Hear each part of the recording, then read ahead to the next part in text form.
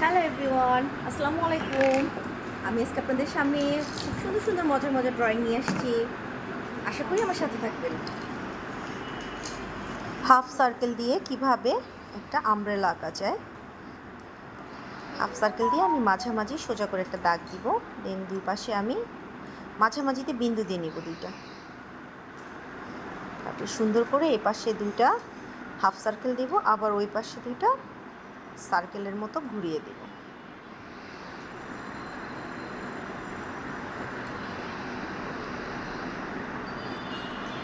একটু রাউন্ড করে দুই পাশে দুইটা দাগ দিয়ে দিব। দেখেন কত ইজিভাবে হাফ সার্কেল দিয়ে ছাতা হয়ে যায়। ছাতাটা যেহেতু মেলা, ডানটি দেখিয়ে দিব। সোজা দুইটা দাগ দিয়ে মাঝখানে একটা বক্সের মতো করে এঁকে নেবেন, চতুর্ভুজের মতো করে। তারপরে ছাতার ডান্টিটা দিয়ে দিবেন, একটু রাউন্ড করে ঘুরিয়ে এভাবে করে দিয়ে দিবেন। পিছনের অংশটুকু দেখাবো।